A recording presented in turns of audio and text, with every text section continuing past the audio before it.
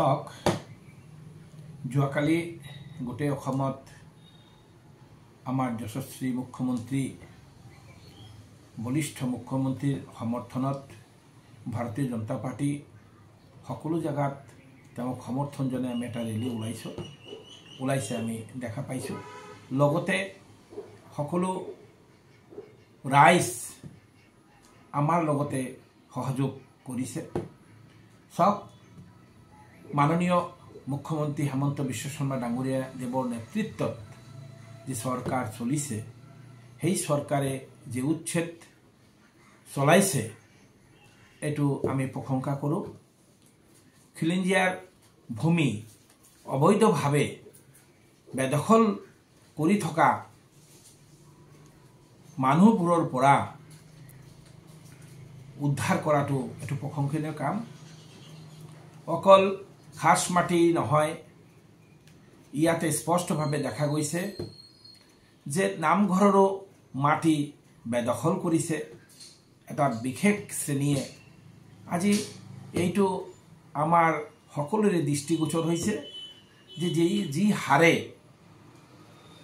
বেদখল কৰি আছিল আমাৰ অসমৰ ভূমিক এইটো ঠিক হোৱা নাছিলে।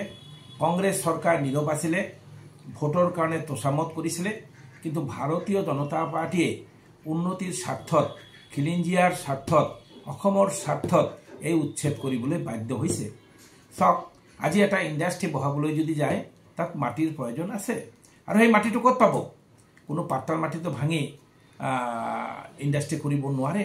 যেহেতু আমালোকৰ যথেষ্ট ভূমি আছে, সেই সম্পৰ্কত আমি ক'ব বিচাৰিছোঁ আমাৰ মাননীয় মুখ্যমন্ত্ৰী ভাৰতীয় জনতা পাৰ্টি চৰকাৰে যি পদক্ষেপ লৈছে এয়া প্ৰশংসনীয়।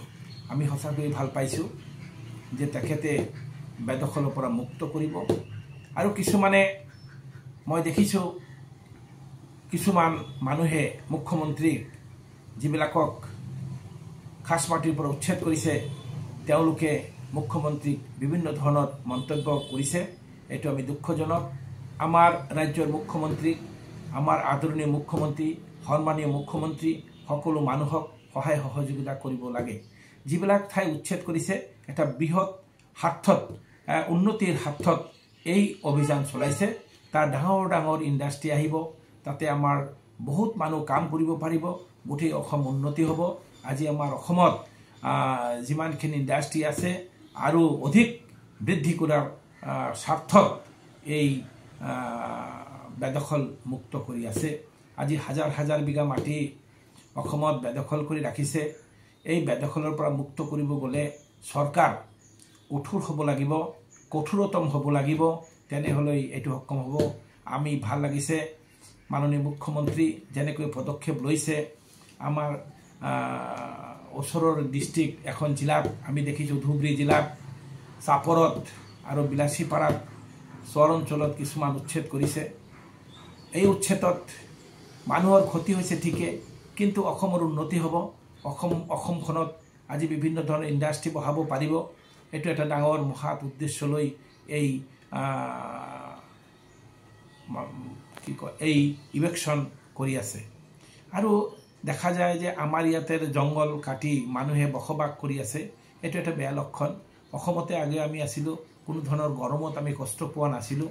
আজি আমি দেখিছোঁ ইমান গৰম হৈছে। ইয়াৰ কাৰণ হ'ল আমি গছবিলাক কাটি তাতে বসতি স্থাপন কৰিছিলে। আৰু মই য'তে দেখোঁ বিশেষ শ্ৰেণীৰ মানুহবিলাকেই বেদখল কৰি ভূমি বেদখল কৰি তাতে ঘৰ বাৰী সাজি এটা বেদখল কৰি চৰকাৰৰ ভূমি এনেকৈ ৰখাটো আমি ঠিক দেখা নাই। চৰকাৰৰ মাটি চৰকাৰৰ থাকিব আৰু চৰকাৰে খালী ৰাখিব, না তাত ক'ত ইণ্ডাষ্ট্ৰি কৰিব, এইটো চৰকাৰৰ সিদ্ধান্ত। এই ইভেকশ্যন যিটো কৰিলে, উচ্ছেদ যিটো কৰিলে, আমি এইটো ভাল পাইছোঁ। কাৰণ তেওঁলোকে যেতিয়া ইয়াতে ঘৰ বান্ধি কাৰ কেনেকৈ কেতিয়াবা চৰকাৰৰ দৰকাৰ হ'ব পাৰে আমি তাত নবহোঁ, কিন্তু বহিছে।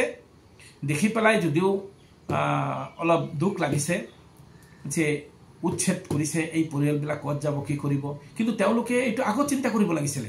মাননীয় মুখ্যমন্ত্ৰী বা অসম চৰকাৰৰ কোনো দুখ নাই। আমি ভাল পাইছোঁ আৰু আমি সমৰ্থন জনাওঁ যে এই ইভেকশ্যন বন্ধ হ'ব নালাগে। আৰু মাননীয় মুখ্যমন্ত্ৰী য'ত য'ত চৰকাৰী মাটি আছে সকলো মাটি খালী কৰিব লাগে আৰু বিশেষকৈ ফৰেষ্টৰ মাটিত যিবিলাকে বেদখল কৰি ৰাখিছে এই বেদখল মুক্ত কৰিব লাগে।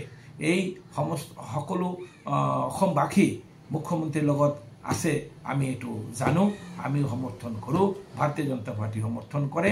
আৰু সকলো ৰাইজ, দেশৰ ভাল পোৱা, অসমক ভাল পোৱা সকলো ৰাইজে এই উচ্ছেদক সমৰ্থন জনাইছে আৰু ভাল পাইছে।